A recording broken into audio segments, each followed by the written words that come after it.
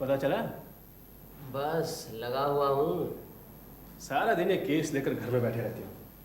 कभी कभी बाहर की हवा भी तो खानी चाहिए। कई दिनों से केस उलझा पड़ा है, बस एक बार सुलझ जाए, इस जालसाज को गिरफ्तार करवा दूं, फिर दार्जिलिंग चलेंगे हवा खाने। आज मैं कुछ नहीं सुनने वाला। अरे पूरा एक हफ्ता हो गया घर में बैठे हो, चलो कहीं घुमाते हैं। अजीत, लेकिन ये नहीं नहीं, लेकिन कुछ नहीं। अरे एक डेढ़ घंटे में तुम्हारा ये जालसाज कहीं भाग थोड़ी जाएगा। चलो। अच्छा चलो।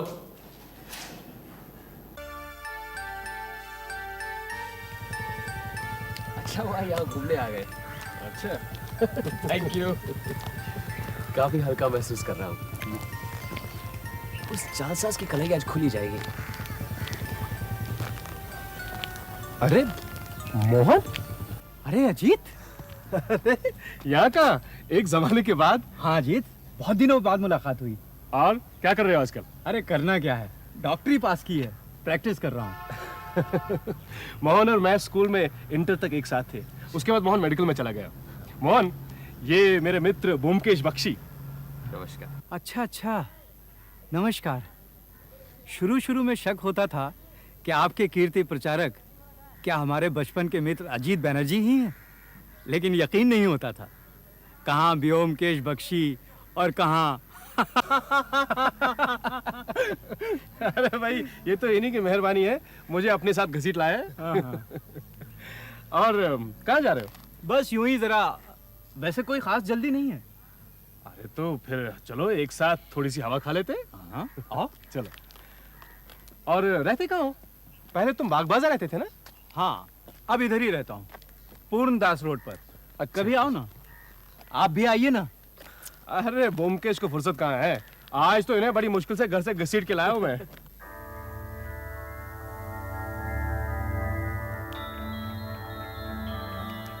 आप कुछ कहना चाहते हैं तो कहिए ना। वो सोचा इतनी छोटी सी बात के लिए आप जैसे व्यस्त आदमी को क्या परेशान करूं। अरे कहो ना, क्या बात है? कम से कम कुछ दिनों के लिए इन्हें उस जालसाज से छुटकारा तो मिल जाएगा। कौन जालसाज? है कोई, लेकिन बहुत परेशान कर रहा है। तुम कहो क्या बात है? मेरी बात सुनकर ब्योमकेश बाबू हंसेंगे। अगर हंसने की बात होगी तो जरूर हंसेंगे। मुझे लगता है आप किसी समस्या को लेकर उलझे हुए हैं, कोई हल ढूंढ रहे हैं जो मिल नहीं रहा। आपने बिल्कुल ठीक कहा। दरअसल मेरे एक मरीज हैं, उन्होंने मुझे इतना परेशान कर रखा है कि क्या बताऊं। मुझे ही क्या, सारे घर वालों को तंग कर रखा है, किसी की कुछ सुनते ही नहीं। मोहन, ऐसा करते हैं, वहां वो बेंच है ना, उस पर बैठते हैं, वहां बैठ के तुम सब कुछ खुल के कहो। आओ ब्योमकेश। हाँ, आप बोलो। यहाँ के एक बहुत बड़े रईस हैं, महीने में करीबन 40,000 की आमदनी है, और भी चारों तरफ बहुत जायदाद है। इसी परिवार के कर्णधार हैं नंद दुलाल बाबू, यानी मेरे मरीज। अब 55 के होंगे, लेकिन देखने में 70 के लगते हैं। जैसे जैसे उम्र बढ़ती जा रही है, वैसे वैसे चिड़चिड़े, बददिमाग, उजड़ और कुरूर होते जा रहे हैं। सच, इतना नीच स्वभाव का आदमी मैंने कभी नहीं देखा। अपनी जवानी में काफ़ी अय्याशी कर चुके हैं, और वही सब कुछ अब इस उम्र में भी करना चाहते हैं, लेकिन शरीर ने जवाब दे दिया है, कुछ कर नहीं पाते। इसलिए सारी दुनिया से नाराज हैं, और अब बिस्तर में पड़े रहते हैं, चलने फिरने की भी ताकत नहीं रही। अभी तक जिंदा कैसे हैं, यही ताज्जुब की बात है। वैसे कोई ताज्जुब भी नहीं, लोग तरह तरह के नशे करते हैं, शराब, गांजा, चरस, कोकेन, लेकिन कभी मकड़ी के रस का नशा करते सुना है? मकड़ी का रस? ये कौन सा नशा है?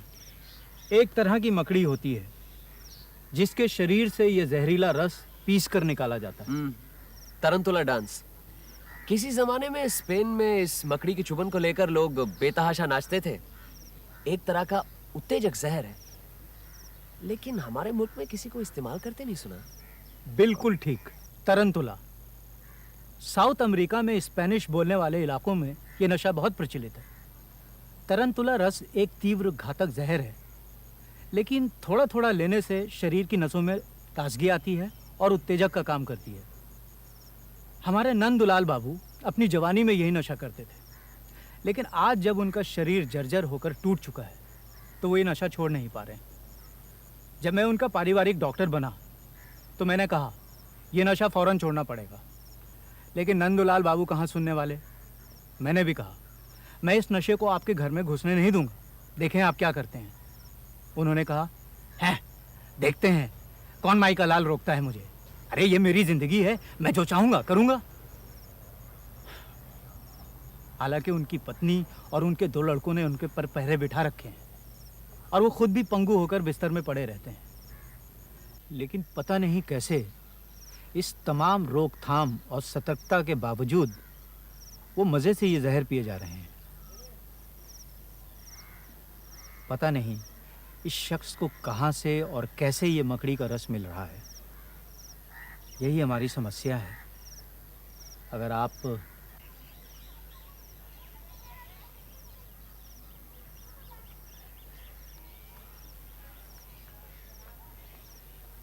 अजीत, चलो घर चलते हैं।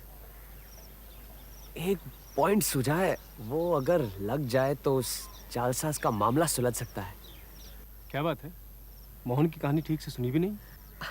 अरे सुनूंगा क्यों नहीं, इंटरेस्टिंग है, कठिन समस्या भी है, लेकिन वो जालसाजी का मामला जब तक सुलझ न जाए तब तक कोई बात नहीं व्योमकेश बाबू, मैं जानता हूं आपको छोटे छोटे केस में उलझाना उचित नहीं है, लेकिन क्या करूं। सोचता हूं कि एक मरीज की मदद करूं तो उसकी जान बच सकती है।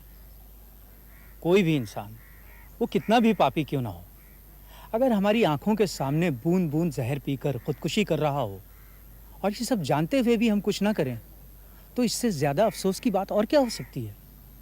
कम से कम मेरे लिए तो है ही।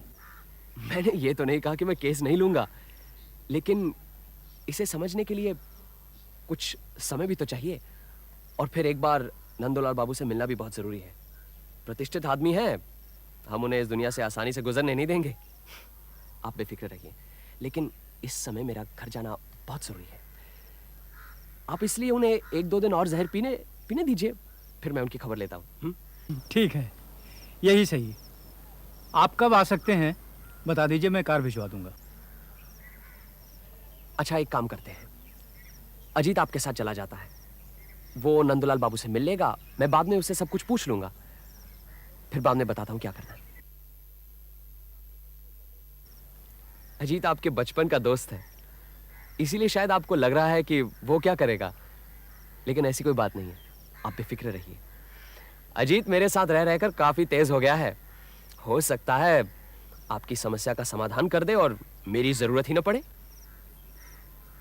ठीक है, अजीत को ही लिए जाता हूँ, लेकिन अगर अजीत कुछ नहीं कर पाया तो? अरे फिर मैं तो हूं ही ना। अजीत, हाँ, सब कुछ ध्यान से देखना, कहाँ रहते हैं, कौन मिलने आता है, क्या कहता है, सब नोट कर लेना, ठीक है? अब मुझ पर विश्वास किया है तो देखना, कुछ करके दिखाऊंगा। आखिर इतने दिन तुम्हारे साथ रहा हूँ, कुछ तो सीखा ही होगा। अच्छा, अब आप दोनों जाइए, मैं घर पर ही हूँ, इंतजार करूंगा। ठीक है, आओ जी।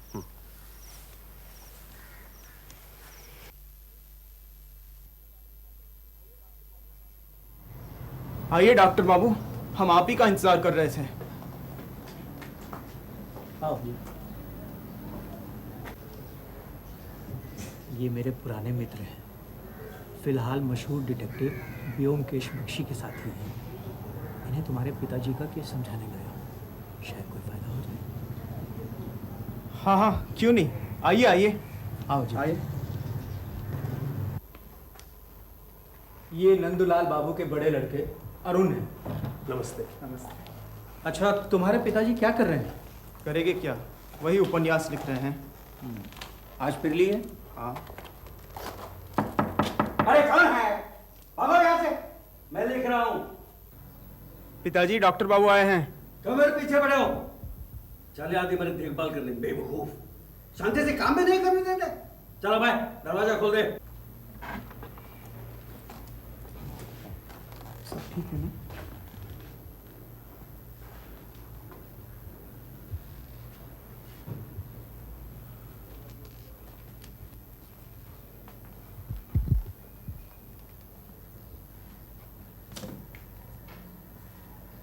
क्या लिख रहे हैं? अबे डॉक्टर, किसको पकड़ के लाए? पूछते हैं मैं क्या लिख रहा हूं। कोई नहीं, मेरे एक पुराने मित्र हैं। बताओ साले को, तुम भी भाग जाओ। सब मेरे रुपए खाने के चक्कर में पड़े। गेट आउट, चोर साले।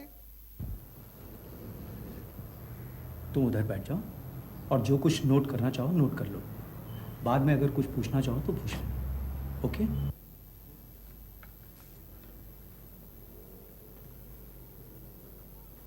आज फिर नशा कर लिया? हाँ हाँ कर लिया, और भी करूंगा। किसी के बाप का खाता हो क्या? अरे इसमें आपका ही नुकसान है नंदुलाल बाबू, हैं? किसी और का नहीं। मगर ये सब समझने की आप में अकल कहाँ? हाँ? अरे नशा कर करके आपने अपने भेजे के 12 बजा दिए। भेजे के 12 बजा दिए हैं? तुम्हारे भेजे में तो काफी अक्ल है ना, फिर क्यों नहीं कुछ पकड़ पा रहे हैं?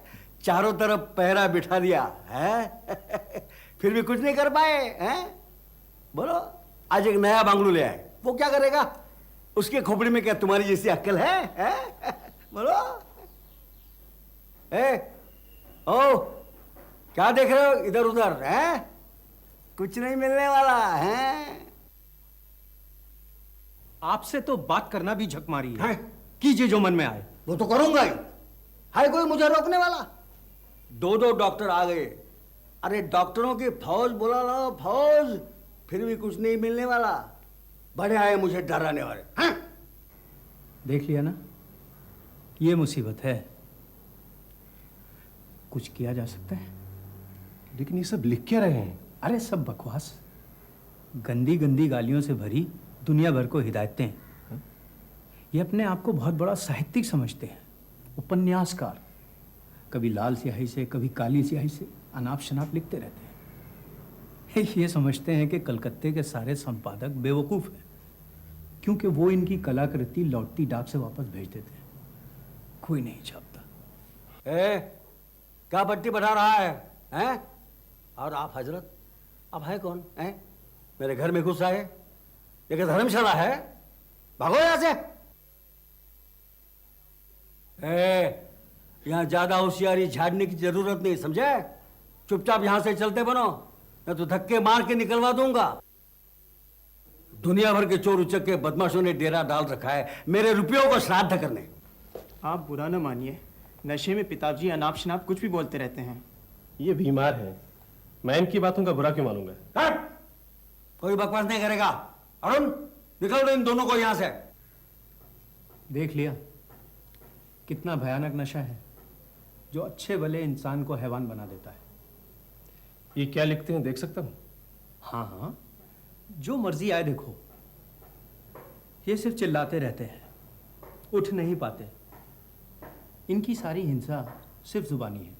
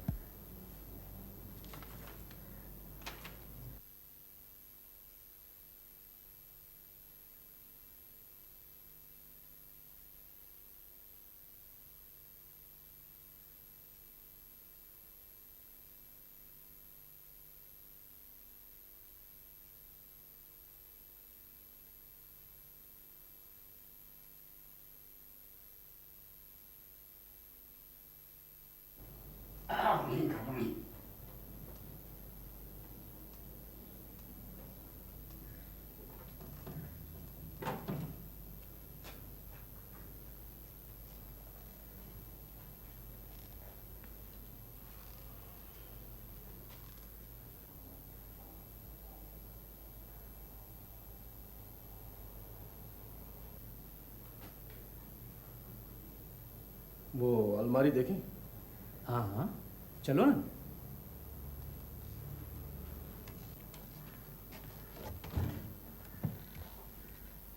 ये मेरी दी हुई दवाइयां हैं, लेकिन किसी से कोई फायदा नहीं हुआ।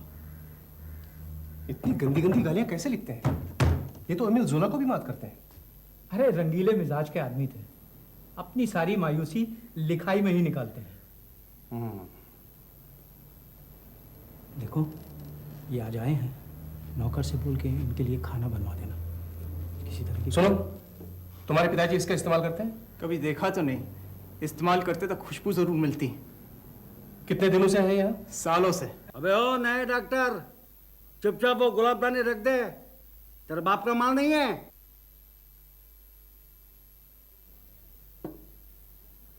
ये भी मालूम है, ये गुलाबदानी बादशाह शाहजहां के जमाने की है। हाँ, अच्छा थोड़ा ले लो और भागो यहां से।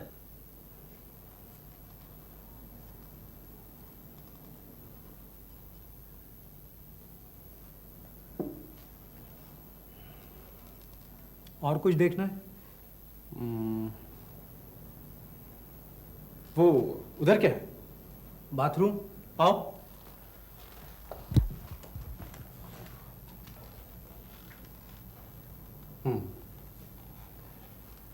मुझे कुछ सवालों के जवाब चाहिए, कुछ छुपाइएगा नहीं। नहीं, पूछिए।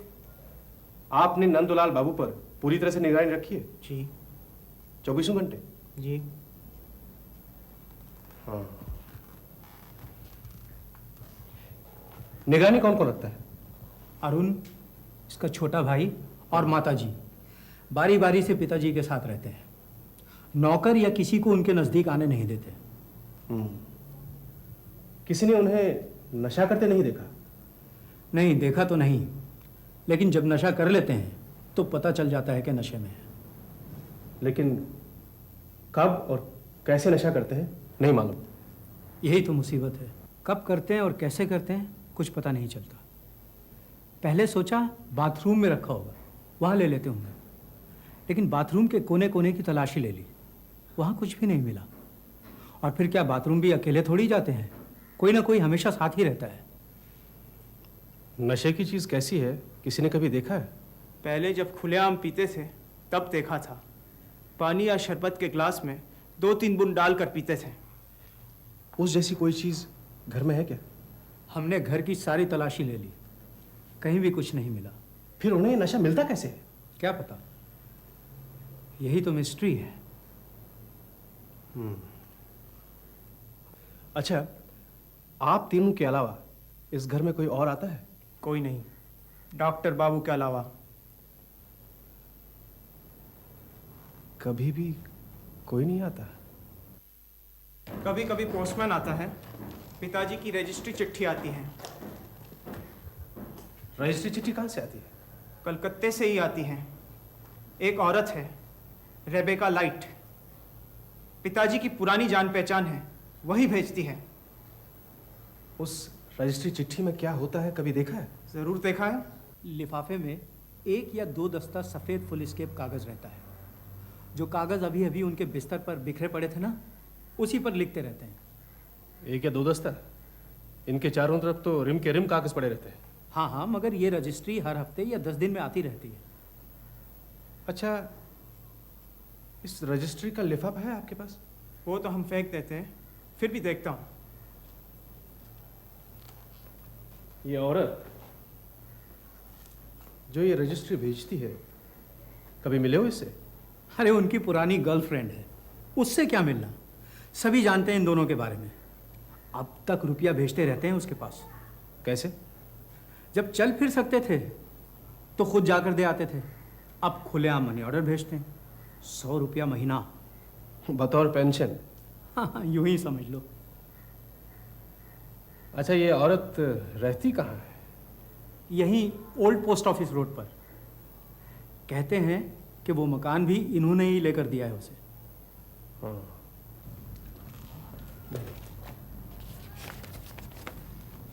Miss Rebecca light. अच्छा, मैं अगर इस औरत से मिलूं तो तुम्हें कोई एतराज तो नहीं? नहीं नहीं, शौक से मिलो, लेकिन ये नशीली चीज़ें वहाँ से नहीं आती हैं, ये हमने पता लगा लिया है। फिर भी अच्छा, तुम्हें पूरा यकीन है कि इस लिफाफे में सफ़ेद कागजों के अलावा और कुछ नहीं होता? चिट्ठी पहले यही खोलते हैं, अच्छी तरह से देख लेते हैं, और फिर वही चिट्ठी खुली हुई पोस्टमैन लेकर अंदर जाता है और रसीद पर दस्तखत करा लेता है। हर बार आप ही खोलते हैं? जी हाँ, हर बार। ये चिट्ठी कब से आती है? तकरीबन पिछले 6 महीने से, या यूं समझ लो जब से इनके पिताजी ने खाट पकड़ी है।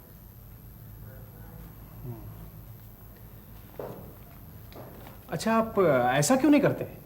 4-5 रिम कागज आप खुद खरीद लें और इन्हें दे दीजिए, ताकि इससे रजिस्ट्री वजिस्ट्री का झमेला ही खत्म हो जाए।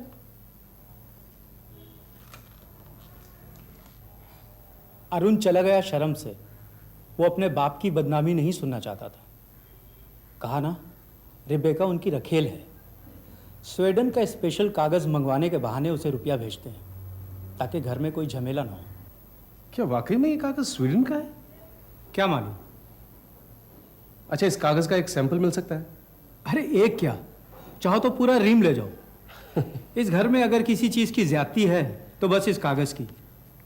मुझे तो लगता है हर छठे दिन आ जाते हैं ये कागज। और कुछ पूछना चाहते हो? नहीं, फिलहाल तो कुछ नहीं। मैं जरा ब्योमकेश से मशवरा करता हूँ, उसके बाद तुम्हें बताता हूँ। ठीक है, मैं 9 और 12 के बीच यहाँ रहता हूँ। टेलीफोन नंबर लिख लेना, जैसा हो मुझे बताना। ठीक है।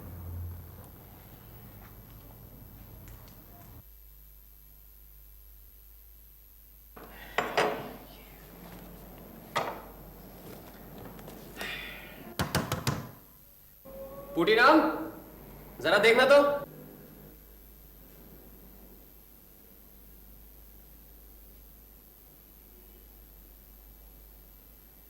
क्या कर रहा है? अजीत आया, खोल।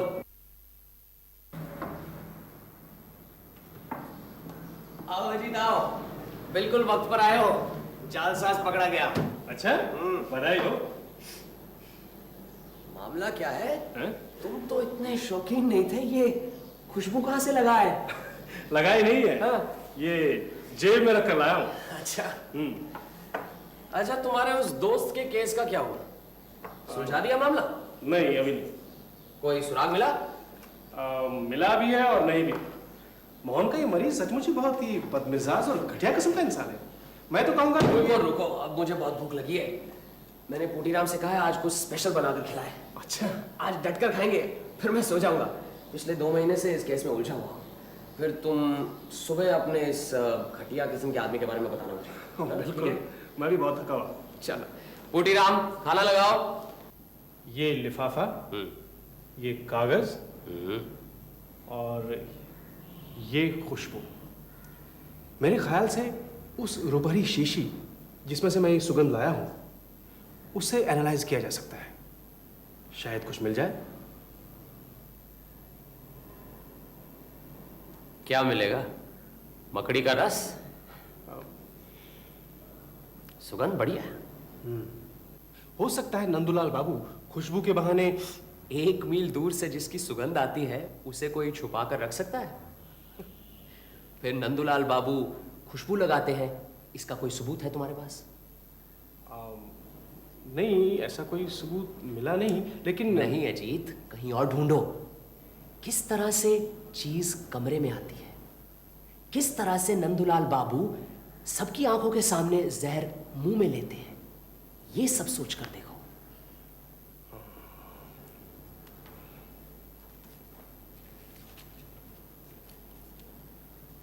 हाँ, क्या कुछ पता चला? मुझे लगता है कि मकड़ी के रस का रहस्य पता चल गया। वेरी गुड, बताओ। मैंने नंदूलाल बाबू के कमरे में चारों तरफ बड़े बड़े मकड़ी के जाले देखे। मुझे लगता है कि मकड़ियां वो पकड़ पकड़ कर खाते हैं। You are a genius Ajit बबुआ। दीवार की मकड़ी खाने से कोई नशा नहीं होगा, बल्कि सारे शरीर में फुंसियां निकल आएंगी। ये तो है। हाँ, ये लिफाफा, चलो उस औरत से मिलते हैं। क्या पता वहां से कुछ पता चले। मिल सकते हैं, लेकिन अगर उसे कुछ मालूम भी होगा तो वो बताने वाली नहीं है। उनकी पुरानी दोस्ती है, क्या दोस्ती नहीं निभाएगी?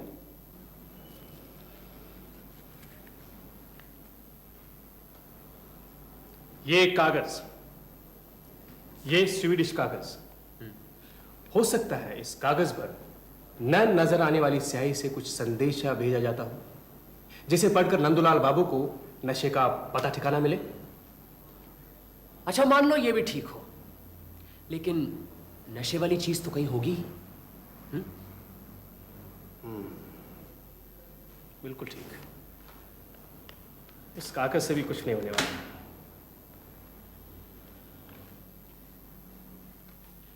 मुझे तो इस कागज से ही साफ पता लग रहा है कि कहां से चीज आती है और कैसे नंदुलाल बाबू नशा करते हैं। इस कागज से? कैसे? तुमने कहा हर हफ्ते ये कोरा कागज रजिस्ट्री से आता है। हाँ। क्यों आता है? क्यों आता है? लिखाई के लिए। नंदुलाल बाबू प्रसिद्ध साहित्यकार भी तो हैं। कुछ भी हो, लेकिन सोचने की बात है कि वो कोरा कागज है। अरे तो क्या हुआ, कागज तो कोरा हो गई। अगर कागज कोरा है तो रजिस्ट्री करने की क्या जरूरत है? अब हर हफ्ते कागज भेजा जाता है, महीने में एक बार क्यों नहीं भेजा जाता? मतलब? रुपया महीने में एक बार भेजा जाता है। हाँ।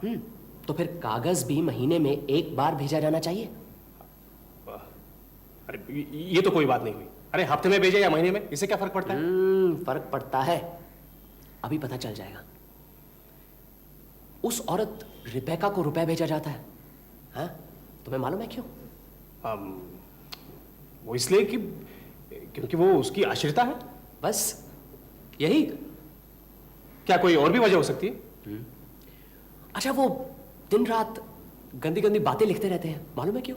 मुझे नहीं मालूम, तुम्हें मालूम है? शायद मालूम है। एक और बात तुमने कही कि उनके पास 2 फाउंटेन पेन है, एक लाल स्याही का और एक काली स्याही का, ठीक? हाँ ठीक, लेकिन अब मुद्दे की बात तो बताओ। बताता हूं। अच्छा, तुमने नंदुलाल बाबू की जीभ पर गौर किया? जीभ? हाँ, जीभ। ये उसमें क्या गौर करना है? उनकी जीभ लाल थी या काली?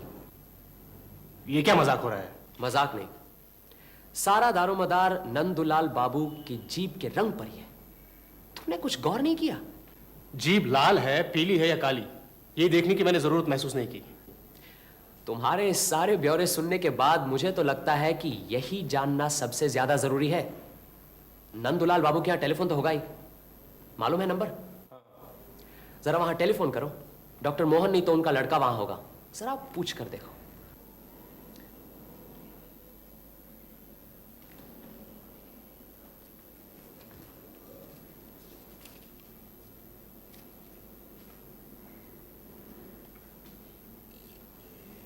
अब जीभ लाल ही सही, पान खाने से जीभ लाल नहीं होगी तो और क्या होगा? हेलो मोहन, मैं अजीत बोल रहा हूँ। हाँ अजीत, बोलो। मैं तुम्हारे ही फोन का इंतजार कर रहा था। लाओ मुझे दो। नमस्कार डॉक्टर मोहन, मैं बोमकेश बोल रहा हूं। हाँ, मुझे यह जानना है कि हमारे नंदुलाल बाबू की जीभ लाल रहती है? हाँ, जीभ। हाँ हाँ, उनकी जीभ हमेशा लाल रहती है। नहीं नहीं, पान बिल्कुल नहीं खाते, लेकिन फिर भी जीभ हमेशा लाल रहती है। कह रहे हैं नंदुलाल बाबू की जीभ हमेशा लाल रहती है और वो पान नहीं खाते। आप ठीक कह रहे हैं? बिल्कुल। वैसे मेडिकली कोई डर की बात नहीं है। आपकी पहेली का जवाब मिल गया जी।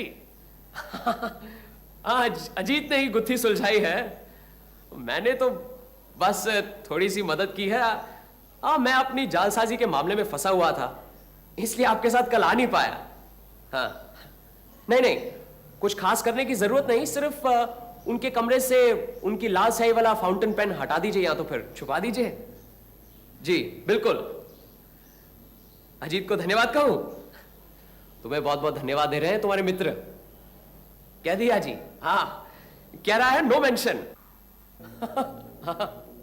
मैंने कहा था ना, मेरे साथ रहते रहते अजीत काफी तेज हो गया है। अरे ये क्या कर रहे हो? चलो नंदुलाल बाबू के यहाँ जाना है। क्यों? अरे देखोगे नहीं, पकड़े जाने पर चोर क्या धमाल करता है। चलो चलो चलो चलो चलो चलो चलो, जल्दी करो।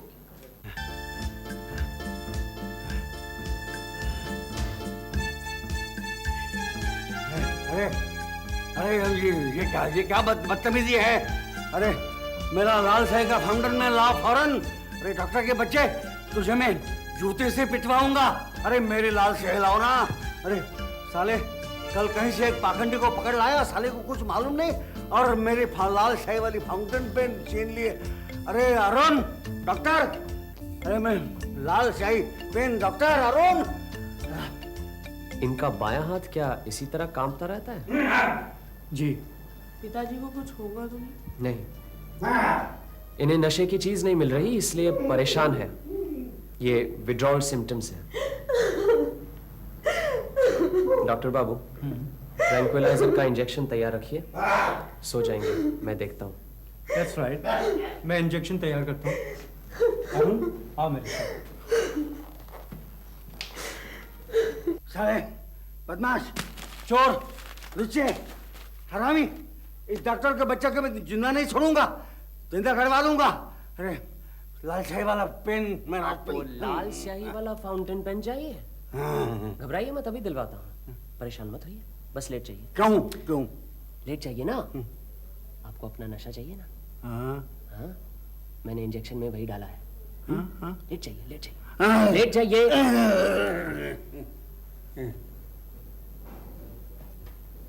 डॉक्टर मोहन,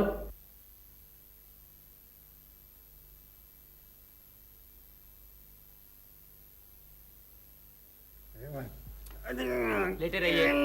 लेटे रहिए। लाल जाएगा पेन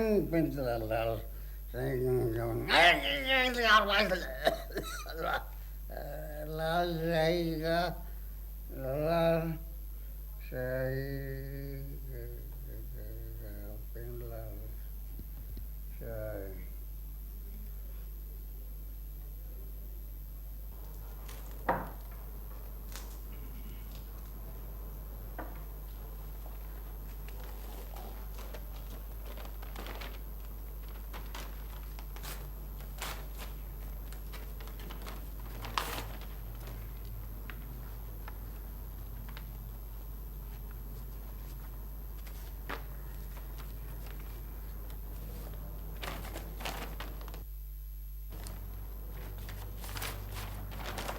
ठीक है, अंदर दे दो।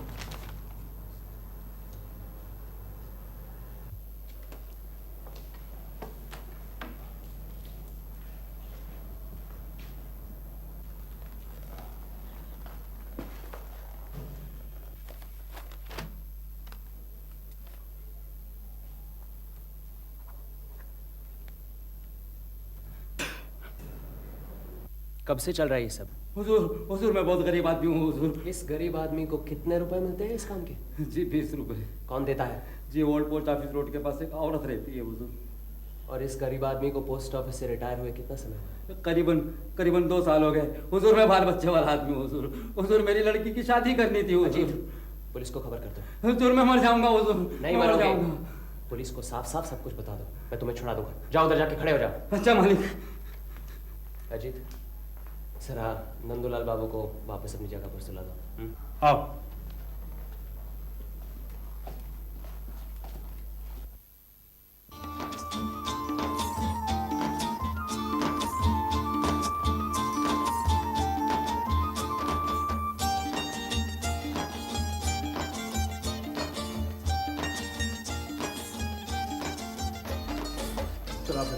आइए।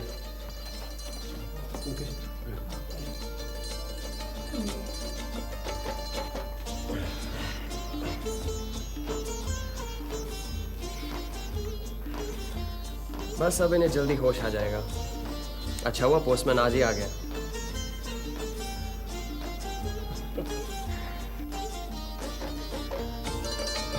अब आप यहां बैठिए, इन्हें आपकी जरूरत है।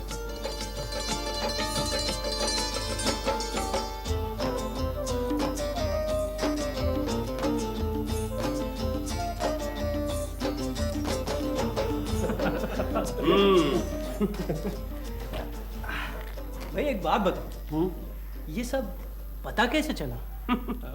अजीत, तुम ही बता दो, शुरू से तुम ही लगे हो इस केस में। हाँ बताओ ना। नहीं, तुम ही बताओ, तुम्हारे कहने का स्टाइल अच्छा है ना। बिगड़ते क्यों हो? ठीक है, मैं ही बताता हूँ। सीधी सी बात है, नंदूलाल बाबू के कमरे में 5 आदमी आते हैं।